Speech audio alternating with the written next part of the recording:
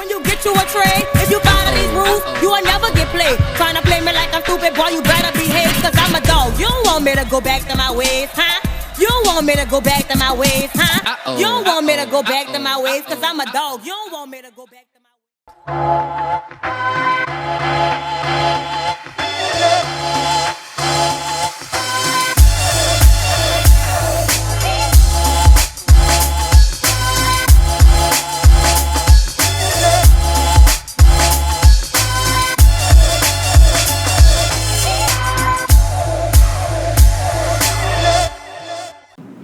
Welcome back to an all-new episode of the Ratedmapodcast. I am Tavarus. I'm Daebrian. And Blake couldn't be here today, but we have a very special guest sitting in today. We have Mr. Joe. He's a mutual friend of myself and Daebrian's. He's a famed publicist to the stars and fellow podcaster. Now you're lying. But I wanted Joe to come on because he's very open on social media about the fact that he is in therapy. And he's always posting gems and introspective thoughts. So I wanted him to come on because Daebrian and I are also currently in therapy. And I kind of wanted to trade notes and see what led to you all seeking counsel. But before we get started, you know we have to play our icebreaker, Dig in My Sack. So go on and dig in these questions so we can get up in your business a little bit. You are familiar with the show, so just get ready, one at a time. In your ideal relationship, would it be a versatile situation or would you be the total top? I'm an equal opportunity lover. Oh, yeah. Flip-flop, basically. Yeah. Why date a man to have just a one-sided relationship? Mm-hmm. Well, it depends on what side you're talking about. When is the last time you have messed with more than one person in a night? And don't be lying. Probably my 20s. Your 20s. Mm-hmm. Oh, you born. Oh, okay. Yeah. I'm not buying it, but next question. Look, we can offline about it. Wait a minute. All the details. Wait a minute, for you, so you don't do like no sex parties or like no orgies or anything? Not saying that it's a like, you know, a thing. I'm just saying. Don't be Oh, we keep it real Come with on this here. thing. We know she lying. Okay, go ahead here. These questions are so intrusive. If you met the man of your dreams today, are you equipped to handle the connection? Ooh, Shit. I'm getting there. You getting there? I'm getting there. Okay. Yeah. that's fair. Yeah. I'd say I'm like 75% there. What about you, Daebrian? I'm working on being that guy. So even if I don't find him, I'll be that guy. So it's enough. It's enough. Okay. So direct. Let's cut through it. Let's get to the chase. Who fucks better, your ex or the current guy you're dating? You dating somebody? I'm not. So I was gonna say I don't know if I can answer that. Who fucks better, your ex or the ex before him? Or the ex or the last person you had sex with. What I will say is that my last relationship was fairly healthy in terms of sex. Like, I think we were both satisfied. So, Okay. yeah, that was a good thing. That's fair. Okay, so before we dive in, let me just say this. Me and Daebrian are not sleeping together. Oh my God, who said that? We've been going out the past few weeks, and last week we went out, and my wig wasn't curled, so I asked him to borrow a little hat.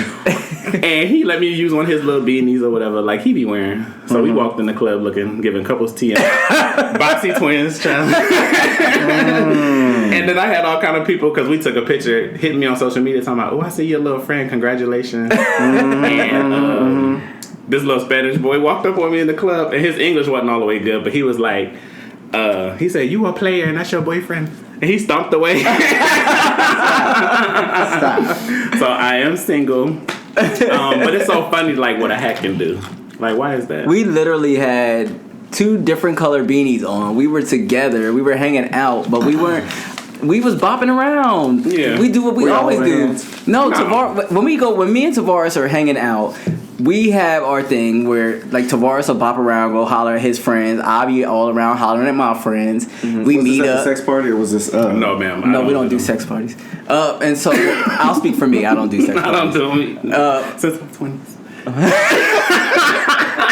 Since Joe did it, I ain't did it. Y'all are terrible. But with that being said, yeah, we were getting looks, and I remember even saying, I think it was at one point where I told Tavarus, like, get away from me. Daebrian had me looking like a Philly nigga, and the niggas was choosing. They would. I told you wear your cap like that more I'm often. wearing hats. Yeah. Why when I get the girls a fresh fade mug, they don't want it? They don't want it. I told Y'all you. don't want a pretty nigga. Let They don't want the clear let your hair, Right. let your hair and all that grow out. Show them all that man you got behind you. But anyway, and I keep telling y'all, if you ever see me out with a man on posting, bitch, it ain't mine. It's for everybody. So don't dare ask me if it's And I ain't for everybody. So wait, so you were not? No. You're not taking your date out? No. He You don't listen to the Well, no, I do listen to the show, but what I'm saying is, how do you date if you don't go somewhere? We with won't be dating at where the gays But are. that's why he's not dating. That's why he's in. I'm not counseling. going to Trunks with my nigga. Oh no. I'm not going to sit up in the canteen on a Sunday with you punks walking past. Well, But if that's your partner, then like, what's the issue with that? he's working on I'm it. private. I know, but you can be private and still enjoy your time with your partner. I enjoy my time with my partner elsewhere. Oh, that's so interesting. Yeah. You like to be out with yours? We were. Oh, well, that's cute for y'all. Yeah, it wasn't a problem. Yeah, no. I've been asked on 2 dates in the past 2 weeks, which is interesting because people don't never ask me out. But none of them followed up with a name, date, or place. Well, that goes towards you have to have a boyfriend to get a boyfriend. So everybody thought you that right. you was together. So now Right. So now you're gonna get hollered at. Yeah. And my worst fear That came. is terrible, by the way. But that's so true. And I used to say that. That's so terrible. Yeah. My worst fear came to fruition the past couple weeks ago. I let somebody with braces give me a head and they nicked me. Oh no. And prior to, I only let one person with braces do it. And this person, they only had them at the bottom. So they started off slow. Then they started trying to go fast. And I was like, no. And I raised his chin up and I said, do you got braces? You were so rude. Because he would never like smile all the way. And his top teeth were straight. And, but I'm like, oh no. Damn. But anyway, back to the subject at hand. What was the event that happened when you guys first told yourselves, I need to go talk to somebody, as far as like therapy? Like, what were some of the challenges that you guys were facing? Should I go first? You should go first. Guest of honor. For me, it actually started with my dad homegoing ceremony. He had passed away unexpectedly, and I was thanking everybody at the ceremony for coming out, and some of his friends even donated money when they found out he passed out to help pay for everything, just because they were his friends. But I just realized I never thanked him for like the example that he set of what hard work looks like. And so that like really fucked me up and didn't sit well with me. And it stayed on my heart for like the next 2, maybe 3 years. And then finally, during my last relationship, I was like, I need to go speak with someone. That and the relationship. So you went to individual therapy or couples? Individual therapy. Okay. My ex wouldn't go to therapy. So you've been going for how long now? I went until the beginning of this month for 1.5 years. Oh, cool. Yeah, and so it was like the best experience. I only took a break just because I felt like I was in a better place. I had worked through a lot of things and gotten some tools that helped me out. But yeah, I went for 1.5 years. And what about you, Daebrian? After my breakup. After my So about a breakup. year or so too. I think it's been a little longer. I didn't go right away, but over time I realized I wasn't going to get better mentally, and I wouldn't be able to move on to date somebody and be real with somebody until I got some things fixed. But what specifically were you trying to get through? Like, other than the heartbreak, like, when you fill out the assessment, they'd be like, what is it that you hope to accomplish? To open my heart. I said just to open my heart. I think when I did the assessment, I just said I just want to prepare myself for the blessings that I feel like are at hand. I didn't feel like I was mentally ready to receive them. Was that as a result of the relationship, or you felt like you brought that into the relationship and it just showed up differently after it? I mean, just in retrospect, I feel like I've dated the same guy all my life. In different variations. Yeah, and I felt like there was a need for a change, and I couldn't do it by myself. That is very important. The first time I went was 4 years ago, also for a relationship. And, we had stopped having sex or whatever. And I wasn't, like, attracted to him no more. And he was gorgeous. And then I actually went to the doctor and asked them to do, like, a testosterone test because I just wasn't attracted. Like, I didn't want to have sex. Yeah, and I was hoping that they would say, oh, there's something wrong with you. Take this pill. Yeah. And they was like, everything is fine. Your levels is fine. They was like, maybe you should try family therapy or whatever. So we started going, and it just made me realize I had to let him go. And I had checked out mentally. What in particular made you check out? I'm sorry, I'm not trying to interview you on your own podcast. I'm just curious. What did I check out? I was just always mad at him. And it was like, I would be mad, and then he would like stay gone for a few days or something, and think when he come back the problem gonna be gone, but the problem is still there. Yeah, because he didn't So we just would never get past nothing. Yeah, because he'll come back in and I start hell, and then he leave again. So, oh my god. Yeah, and I was just tired. So y'all just made me think about something. What? So like one of the things that made me think that I needed to like fix something with me was that my ex was gaslighting me. What does that mean? Because I be hearing that. Yeah, so gaslighting is when someone tells you that something isn't an issue when it really is. Oh, okay. So, like, I can tell you, oh, the lights are off, but clearly the lights are on. Yeah. And you're like, well, I know I see the lights are on, but they're telling you, no, you're crazy, the lights are off. And so they're gaslighting you to make it seem like, oh, something is wrong with the way that you're seeing things. Okay. And there's really nothing wrong with the way you're seeing things. They're just doing that. Right. And sometimes they do it unintentionally. Exactly. Like, I don't think my ex was intentional with the way that he behaved in our relationship. But I had to learn through therapy that I saw the world in a different way because of my upbringing. Of course. Like, I'm out, I'm cool, my family's never had a problem with it, and he was still closeted. And so I think when people don't understand what being in a closet does to you mentally and spiritually and emotionally, they see the world differently than you do when you get to live a free in your truth, whatever that truth is. So for me, that was like something that I started to think, oh, maybe I'm crazy because I think like if we have conflict, I want to find the median or the midpoint.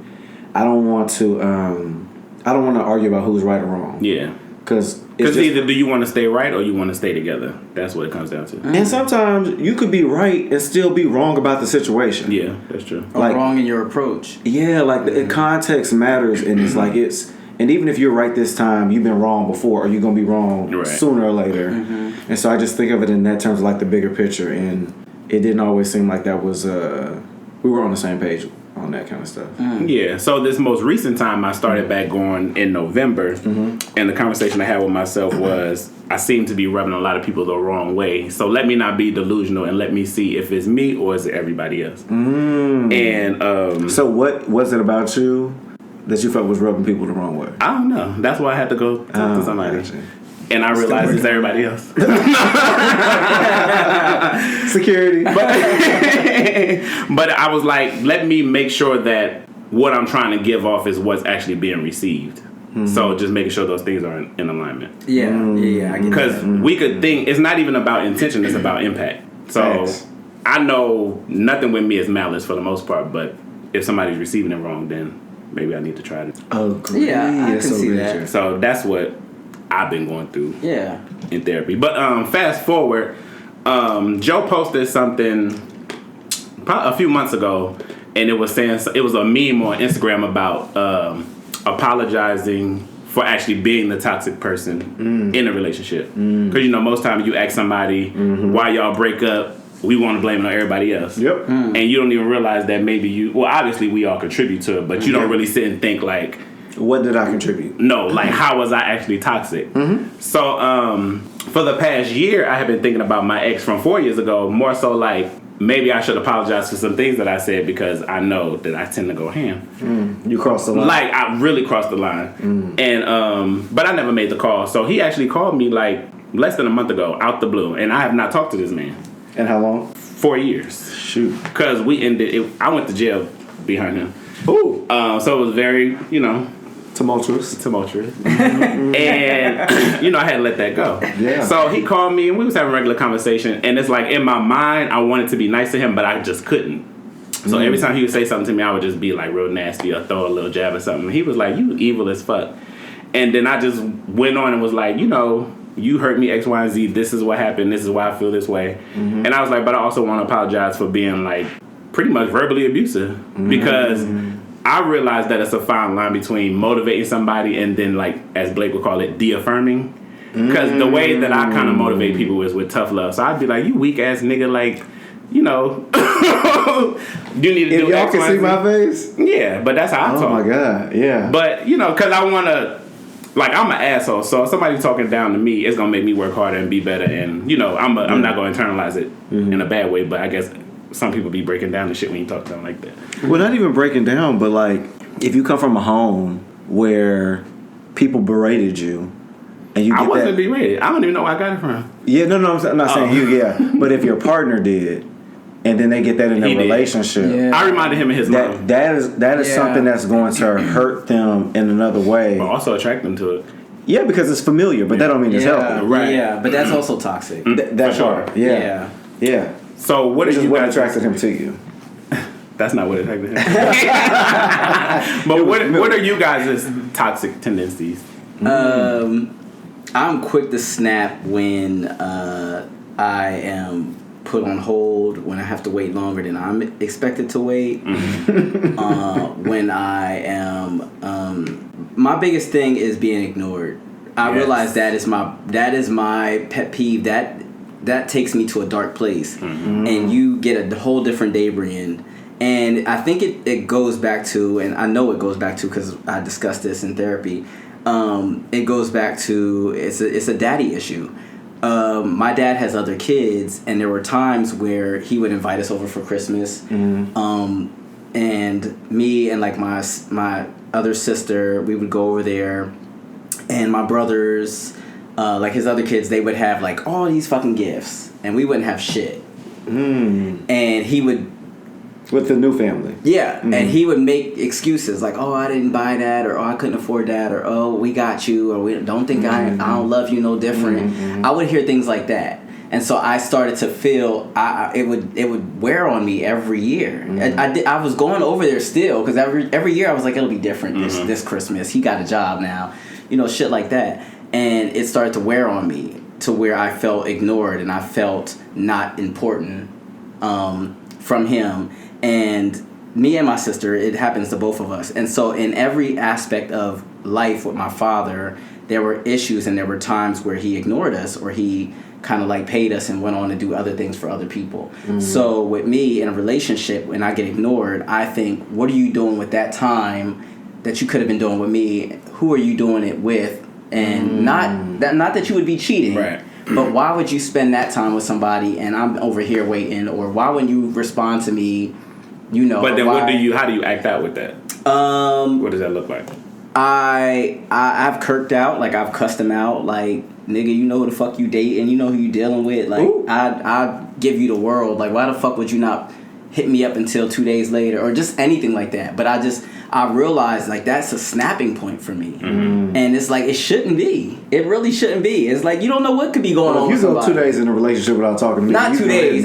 First of all, you single. Not 2 days. I'm being extreme. And you don't even know it. I'm being extreme. I'm being extreme. Mind you, my nigga was going for days too. So. Right. But and then I say that, but I tried to, in my last relationship, I used my last relationship a lot. I go back to it a lot because I felt like that I've learned so much from that relationship where all the things that I was learning in that relationship, I should have been learning those things. Right. But I didn't deal with a nigga as grimy and as trifling as him until I got him. You know what I'm saying? All the niggas I had before him, they slipped up, they did dumb shit here and there, but they were none of them. You could add them all up, and none of them would equal to the type of shit that he used to do to me. Wow. Oof. So I learned a lot of the shit that grimy niggas do at a late Would age. he only do those things to you, or would he say fucked up shit as well? He wouldn't say fucked up. My mouth was spicier than his. He didn't know how to snap back. He didn't have the language to really come at me. Right. It was his actions. It was the shit he would do. But I say all that, I was getting to a point where my ex, I realized that I had that issue with being ignored and those type of things, and so I was working on them in that relationship. I heard Monica say in the interview one time, she was like, and I actually agree with her, like, I've never dated guys who went back and forth with me verbally. So they were She actually... said that, or you're saying I'm that? saying we had similar. Yes. So they've actually been very classy, like if I'm coming at them with some, particular language. But it's more so the actions that say fuck you. They would never tell me that, but it would very much be, you know what I'm saying? So I thought that was interesting. But Joe, what are some of your toxic tendencies? I would actually agree with Daebrian and say that one of mine was being ignored. Mm-hmm. It's a daddy issue, but it comes from to that point where, like, my dad was a super hard worker. He was like a serial entrepreneur. Yeah. So my dad missed, I would say, 99% of anything that I did. Like, my mom was always there. And so, like, for me, I think of it as, am I not enough for you to show up when I'm being ignored? Right. Yeah. Also, what I learned in this last relationship was, like, a trigger to, like, toxic behavior for me was feeling like I couldn't have a conversation with someone. So if I engage you in something and you're like, no, we'll talk about it later, and you kick the can down the road, then I'm just going to stop talking. Oh. And then when I internalize that and I start drinking, it's going to all come out. Yeah. And so that was like my toxic behavior, is like realizing that, number one, I need to communicate at all times. And then number two, like, I need to make sure that I'm in a relationship where I feel like I'm heard. And then also, because I did communicate to my ex, the ignoring thing is a problem for me. Right. But he still... But then you said you would act out only when you get drunk? Or would you shut down? It wasn't even drunk, just when alcohol was involved. Like, I'm not someone that really gets drunk. Like, if you've ever been around me, it's probably hard to tell if I am drunk. But I think when I would drink, liquid courage would get in me, and I would say what I really felt, and I probably wouldn't put it in the best way. Right. And then my last thing would probably be toxic. Sometimes, like, my family jokes around a lot. I come from a very loving family, but we talk a lot of smack to one another. Same.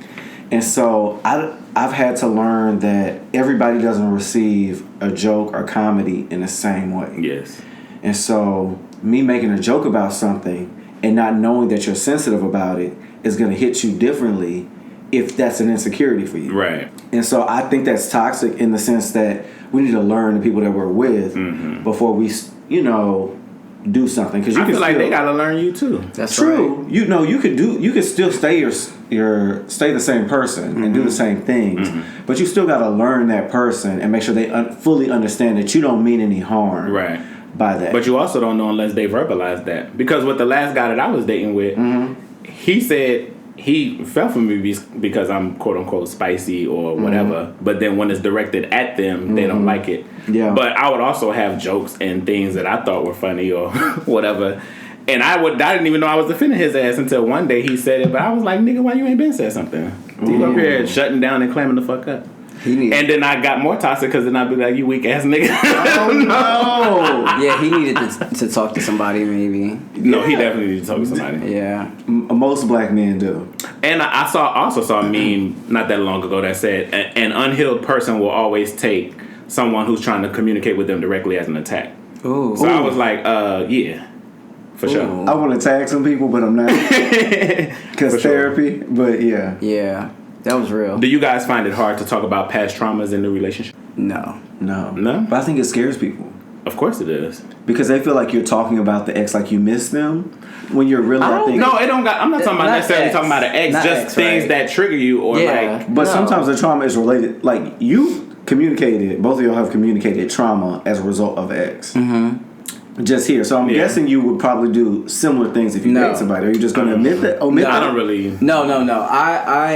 I learned a long time ago not to discuss a lot of the shit that you've gone through with an ex with a new boo. Well, I asked those questions to them. I'm too. only going to tell you what I feel like you can handle. I'm going to give you the answers. What you want to know. If you ask me, I'm going to give you the answers, but I don't discuss exes with currents. Well, I think you have to know what they come from. Yeah.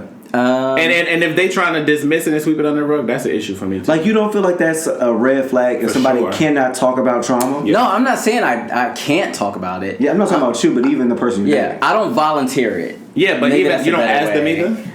Because you don't want them to ask you. It depends. I'll ask. It depends on the situation. It depends on what's going on. It's always case by case.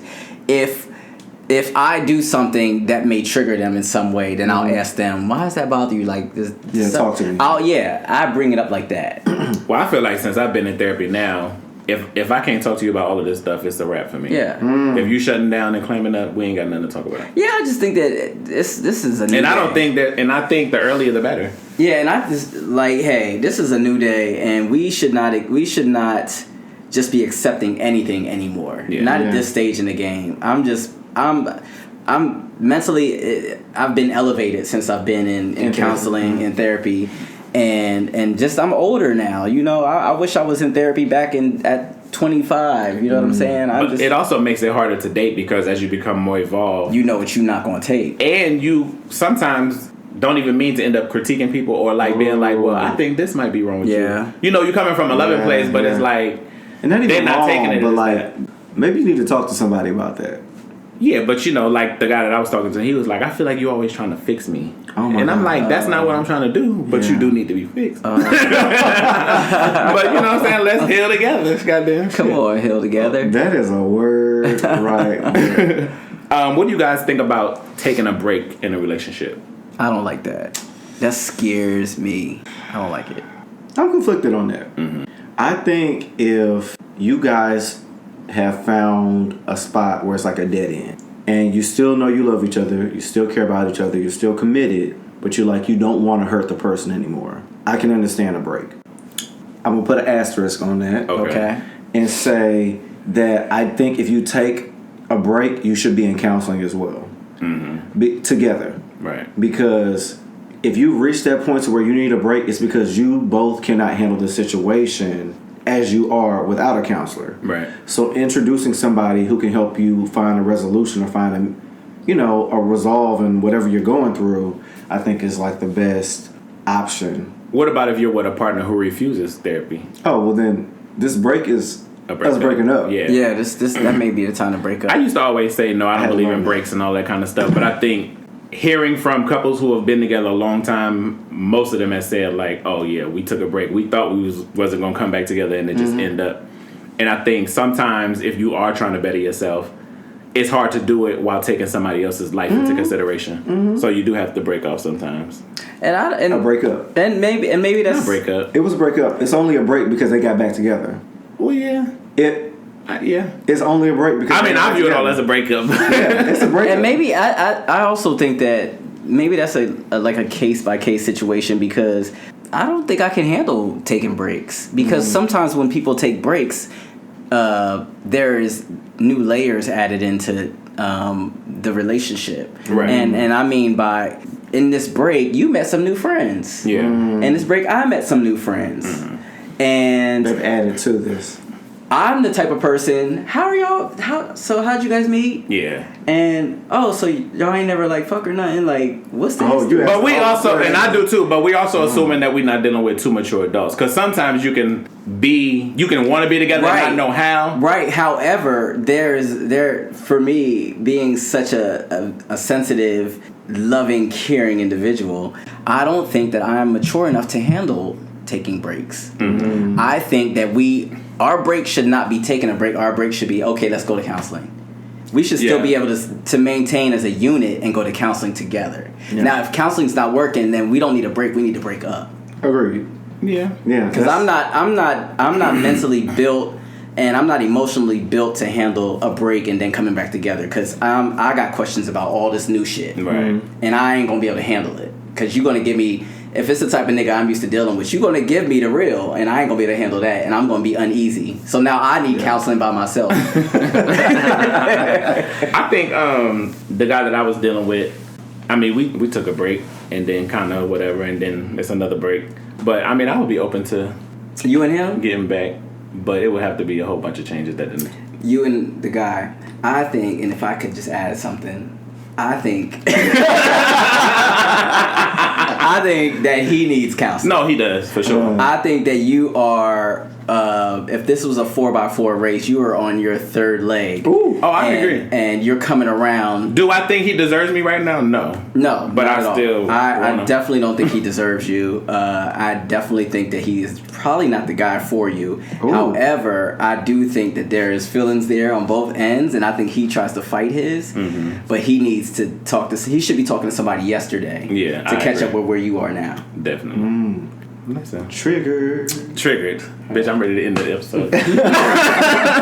But anyway, what have you learned about love? Ooh, come on, Joe.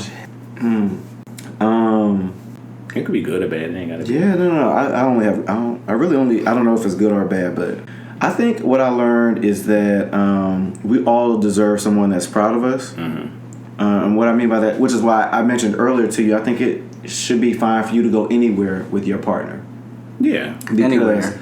I mean, like, if I'm with you and I'm proud of you and I respect you, so I'm not going to disrespect you or have you be disrespected in public anywhere we go. So I don't have a problem going with you to a gay neighborhood, to a straight bar, anywhere, because you are the person that I want to be with. Right. That's the big thing for love. You're asking about love again, right? Just want to make sure I got it right. Okay. And then I feel like healthy communication, like, again, going back to communication, where, like, it's not about who's right or wrong, but it's about, like, us finding a midpoint, like, where we can understand each other and hear each other. Right. That's what I learned.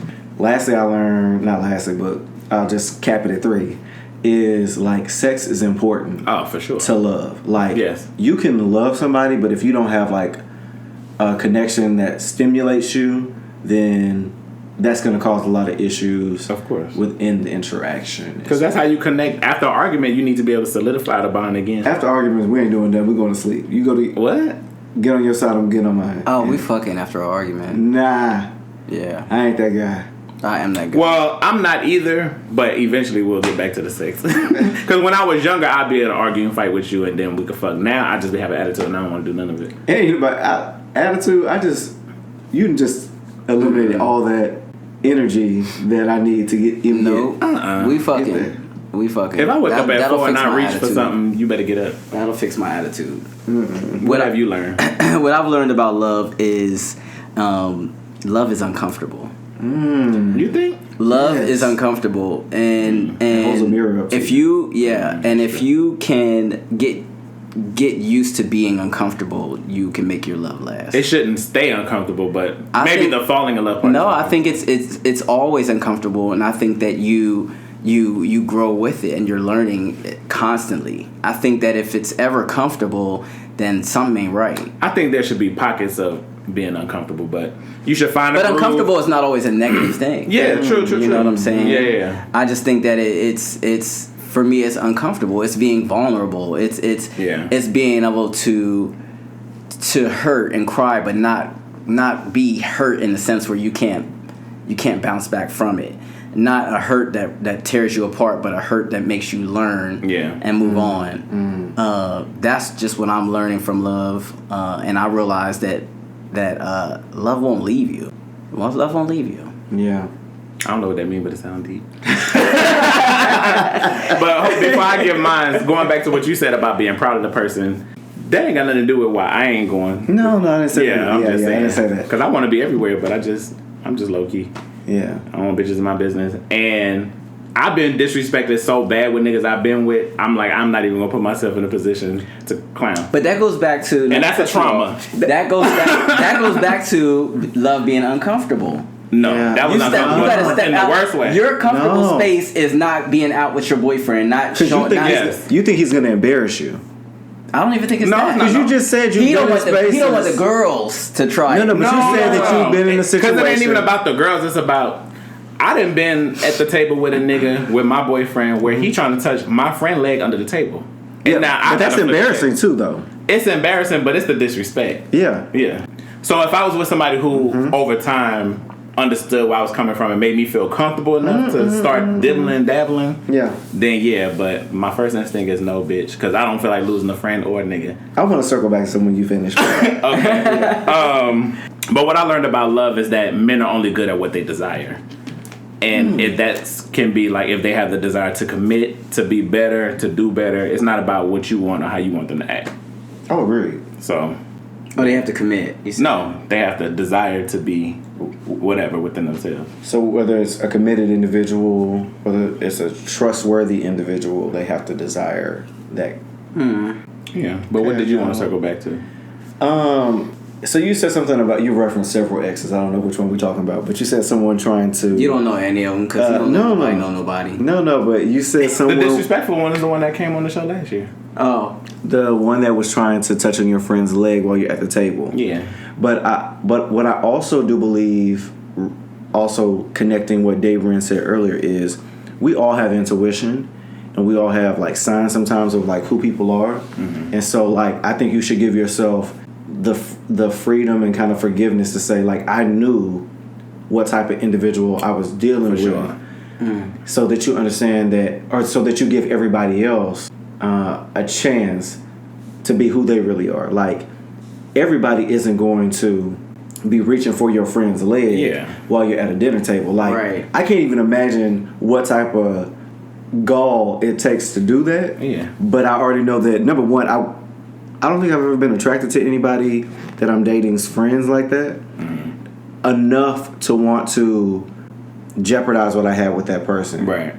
Just to hop in bed with their friend. Like I'm not even that type of. I'm not doing circles. Yeah, you're not, but it's a lot of grimy people out there. But I don't know if that unfortunately I don't know if that makes them grimy as much as I think it makes them broken. Both. Because what I learned is like, and maybe this is what therapy taught me, is that like even with my ex, I don't think he's a bad person. When I said the gaslighting thing, I was only mentioning that just that we grew up differently, of course, and so we see life differently. But even with like the things that happened in our relationship, I don't think of him as a bad person as much as I realized that there were parts of him that needed to heal that never got healed.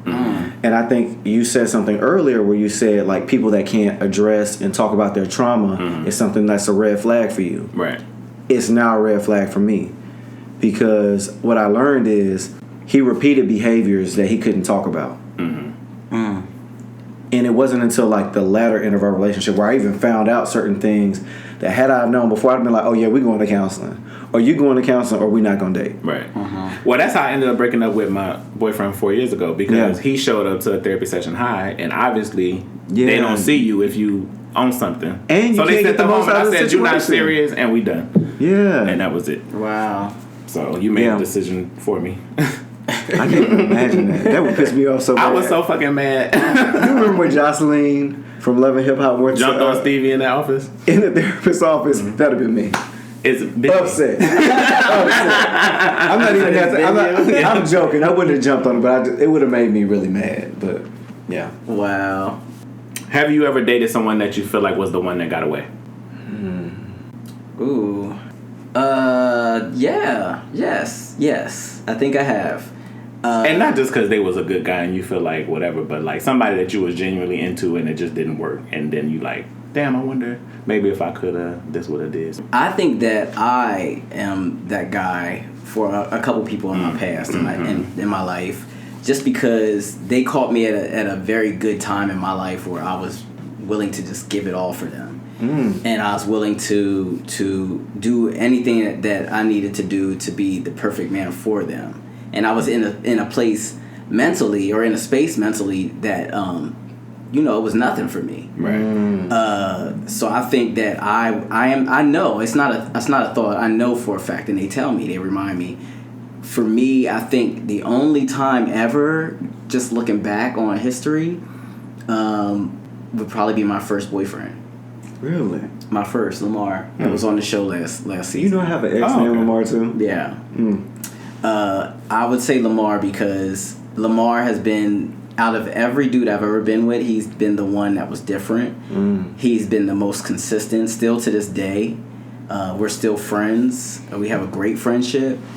And he got his shit together. Right. He's got his shit together. He knows what he wants out of life. So get back with him. No, I couldn't. What about you, Jim? I don't think I've dated someone that's gotten away. I think if we find each other later on in life, it's meant to be. But no, I don't think anyone got away because I work hard in my relationships. Anybody that's ever dated me can tell you. Same. Before we broke up, I exhausted all opportunities to save this sinking ship. Yes. Man, say and you that. kept burning holes in the bottom of the boat. Say that. I feel like all three of us probably. Yes. I think I got it. And I had to learn to stop that through therapy. That's why therapy is good, because you learn. What? Exhausting all the possibilities?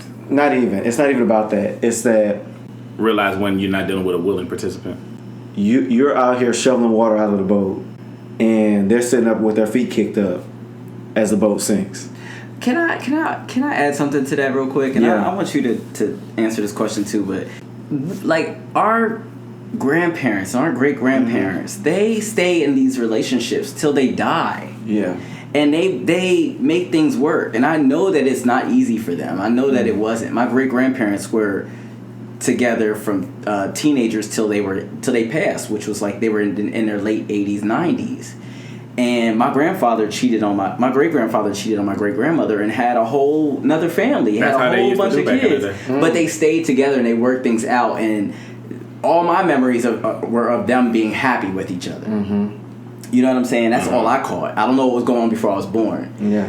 But I say that to say, I look at those things that way, and I look at that's like a model for me. Yeah, it's not a homosexual relationship, but it's still two human beings together working things out, and that's how I approach my relationships. So when you saying what you said just now about your therapist and how they helped you, and shoveling water out of the boat and everything, it just makes me think like, should we always feel like let's just end this? Like, should it always be a breakup?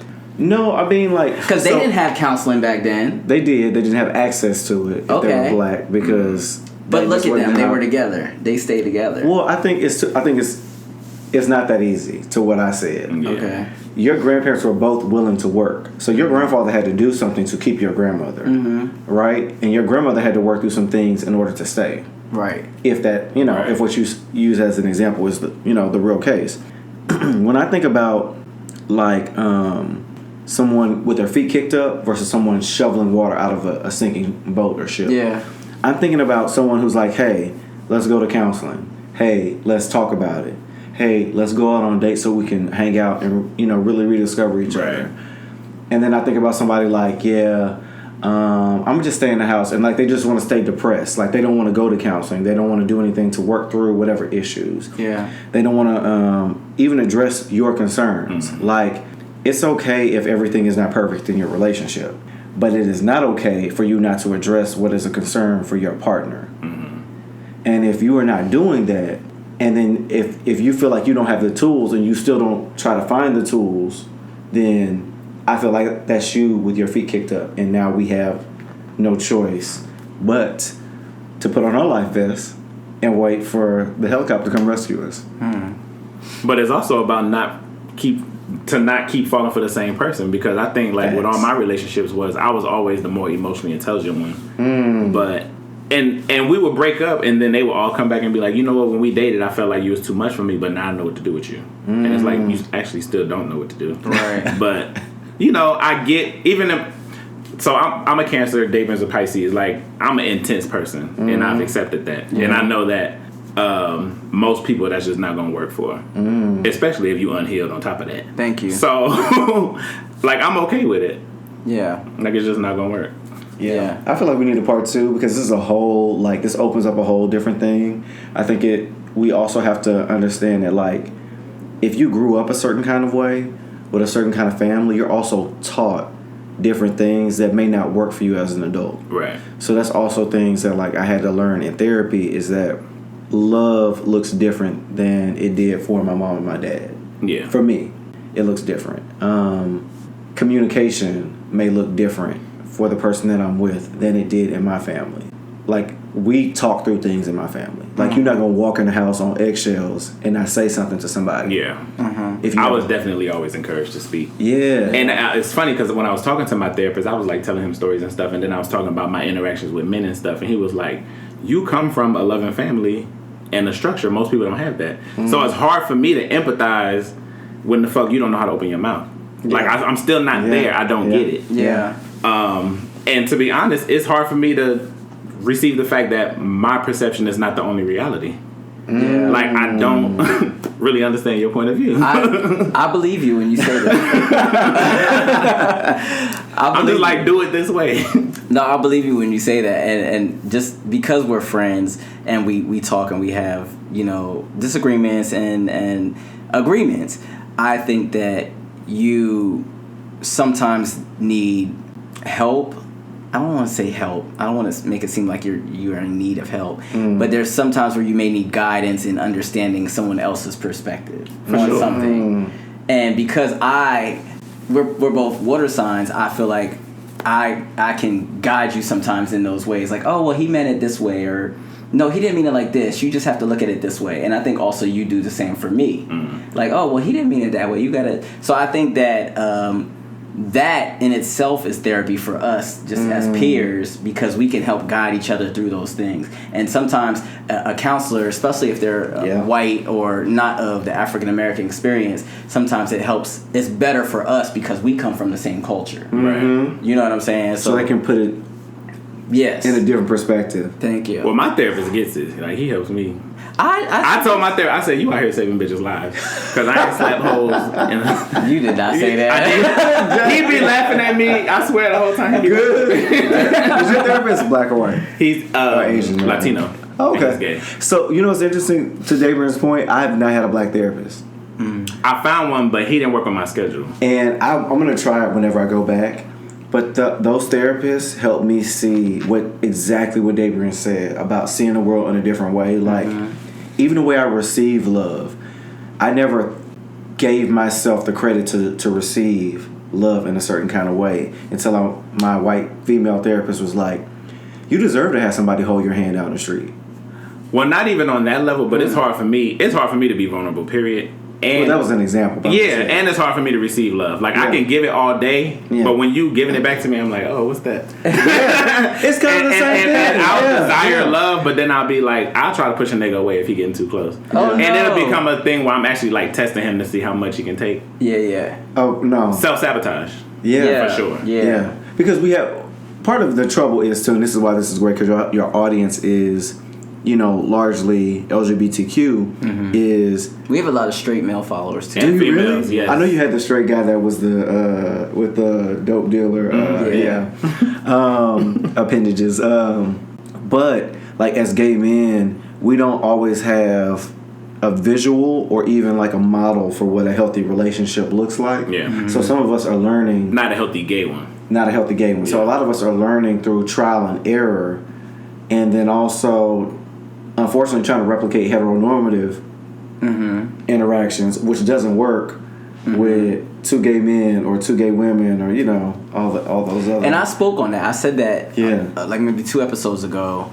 I talked about how we didn't have a model and all of that. But just in listening to that episode and then just really thinking deeply about all this stuff, it just makes me wonder, like, do we need a model? Everybody needs an example of what they... But do we... But honestly, like, do you need to know what two black men who are in a relationship aging together, do you really need to see that? I would love to see it. But why don't you be the model that you... Well, we have no... our generation has no choice but to be... Right. Because we all desire relationships, so everybody coming up under us will know what a healthy black gay relationship looks like. But I've always wanted a mentor throughout my 20s, and I have not found one. I know 2 guys I love, I'm not going to mention their name, but they're here in LA. They've been married for over 30 years, and I love to talk to them about relationships because they always enlighten me and challenge me on my views of what a relationship should look like. And I can't imagine what being in a relationship as a black gay man with another black gay man for 30 years looks like. Like the amount of changes and growth and things that you go through. But I think you do need a model, but I don't think that model has to live in a box. Like, it could be your grandparents. Yeah. Well, you know what I mean? But in the sense that you understand that it will be different with another man. Right. But at least understanding that here are some of the things they did in order to make that relationship last, like sacrifice or communicate. Or do you guys think that most men will ultimately go back to the type of mate that's comfortable for them instead of dealing with somebody that's challenging them to be better?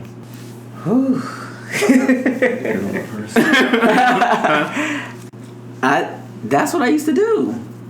That's what I spoke on that. That's what I used to do. I would always go back to what was comfortable. Even if it was disrespectful. Because it was easy. It was easier, and it goes back to my point about being uncomfortable. That was comfortable for me. Going back to that type. And that's why I said earlier in this show that I've dated the same guy in all my relationships. And now I know that's not what I want. That's not what I really need for me. To feed who I am as a person and for me to grow, I can't date the type that I've been dating. Right. Would you rather be loved or feared? I'd rather be loved. Yeah, if you fear me.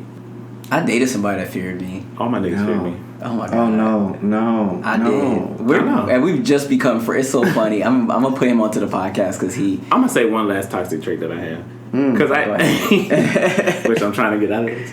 I always say I don't know a nigga love me till I make him cry. Oh my god. Yeah. What did your therapist say? I think he laughed at that too. No. I'm sure he told me that was wrong, but I believe that. Yeah. Every nigga I dated or been with, I make him cry. Wow. And then I'd be like, how does that make you feel? I'd be like, yes, I got him. Do you feel like you checked the box, like a good box? Yeah, because for reasons I won't go into, but I tend to meet men who aren't as emotionally available. And not that they belong to somebody else, but they be so nonchalant that I push until I get the reaction I want. Yeah, I get why you do it now that you said that. It's just really scary. Yeah, like maybe you just date somebody who's more in touch with their emotions, so they're okay crying before Lauren you Hill push said them. It could all be so simple. Yeah. So rather make it hard. She also did some time for not paying attention. Bitch, and So I ain't paid there's mine in 5 years. Ultimately, what have you learned about yourself on your journey of self-discovery? That I'm not always right. That was probably the biggest thing. And it sounds cliche, but I really thought that the way I looked at the relationships that I was in, I thought that I was the right one every single time. And I was always crying victim in all of my past relationships. Always, up until I started seeing a therapist, and now I'm just like, oh shit, okay, well this one I fucked up, this one he fucked up, this one we both fucked. Like it's like it makes you look at things from a different perspective. So with that being said, I learned that I'm not right. I learned, and we talk about this all the time, I am an extremely emotional person. And I learned recently actually I felt like I call them repeat sessions because I went back and discussed the same exact shit from the last session. Yeah. That everything is not always about me, and it's not always a dig at me. Yes. Ooh. Let me touch on that right quick. Go ahead. Because that is a breakthrough. I've never looked at myself as a person who had a large ego, but I do have a lot of pride. And I was telling my therapist that, and he was like asking me a series of questions, and he was like, guess what, you do have a large ego. I said, well, how can you tell? He said, if you're a person that's easily offended by some things, you have a large ego. And I was like, well, I don't be caring in general. I only care when it's people that I care about. And he was like, no. Yeah. So I'm like, oh, that's interesting. Yeah. Well, you know what happens is, like, somewhere some of us learn that it's our fault. Like, there's this really, social media is great for certain things, but bad for certain things. Because people share these toxic memes that say, like, there's a reason why you're single. Me. Like, no. Sometimes the reason why you're single is just literally you can't meet somebody in Watchahoolie, Alabama, because the pickings are slim in that space. Even in LA, how many black men are you going to meet that are going to therapy, align with your values and goals, have a background that makes them zero, at least somewhat understand where you're coming from? And I know people are going to be like, oh, well, that should be easy because it's 7 million people in LA, but it's only 25% black. Right. Then you get into the gay thing. Yes. And then who's out and comfortable with themselves. And then do you like the person? Are you compatible? Are you attracted? It's so many things. And so, like, it becomes one of those things where it's very difficult to find people who align with you. And so I say all that to say, it's not always your fault. And we have to, like, I had to learn that for real. Like, I took everything personally, and I had to realize it wasn't always my fault. doing something. It could be cheating, it could be stealing your money, it could be leaving you on red, it could be ignoring you, it could be going ghost. I think all of that's disrespectful. It Even with friends, if you leave me on red, I'm like, what's your issue? What is your problem? But it's not always your fault. It's not always your fault. I mean, and it's not always a dig at you. It's not always. It may have nothing to do with you whatsoever. It's bigger than you. Yes. Mm-hmm. I think I learned that, like, I'm direct. You know, I talk loud, but I'm from the country, and I have a strong stature. So sometimes that can come off as abrasive. But I also think that some people are some people are dedicated to misunderstanding you, period. Oh. Yes. So hell yeah. I'm not interested in any of it. Yeah. And I think when you talk with a shortness like I do, it can be offensive to people. And that's not my issue. So I'm okay. It can come off that way, I think. What attracted me to you as my friend is the first, because I come from that. I'm from the East Coast. I mean, that's what we give. So when I first met Tavarus, and I still remember this to this day. I've told the story before, but we were having a conversation, and I forget how it got to this point, but out of nowhere, first thing he says to me in the whole conversation is, "Oh, so you a bottom?" First words he said to me. Which I don't recall. Yeah, first words he said to me, and I could have took it two different ways. I could have took it like he was trying to be like he was offensive. trying me, and it was offensive, and he has the stature that he has and everything like that, and he was very assuring what he had to say to me, and I could have took it and been like, oh my god, that's fucked up, like why we but I took it like, I like him, you know what I'm saying? It was just one of those right away, and I felt like a realness and a kind of like an authenticity that I hadn't felt since I had moved to LA, and I got that straight out the gate with him. Yeah. And I say all that to say, when it comes to that and how you are and how you can be perceived, or just anybody who shares like a likeness to how you are, I think that it's the other person's problem. It's the people receiving the messages that have the problem, and not the person giving the message, so to speak. I agree. Not that I don't have nothing to work on, but yeah, I know for a fact that in the past year I've been taking 3 beats. You know what I'm saying? Before the fuck I say something. You're not making people cry. No. Well, and then, but let me tell you something that pissed me off. Saturday, I went to a bonfire, and one of our friends came late and showed up with somebody and was like, "Oh yeah, that's Tavarus. That's the one I was telling you about on the way here. You either gonna like him or hate him." I feel like I know. And I said, "Bitch, don't be giving no motherfucking disclaimer about me, bitch. Like, I don't like that bullshit." What and bonfire? Then you got somebody looking at me sideways trying to evaluate me and shit. So I was hot. But anyway, thank you, Joe, for coming on our show. And being Glad open. to be here. It's been a doozy trying to get you on. This is the 3rd time I've asked this motherfucker to come on.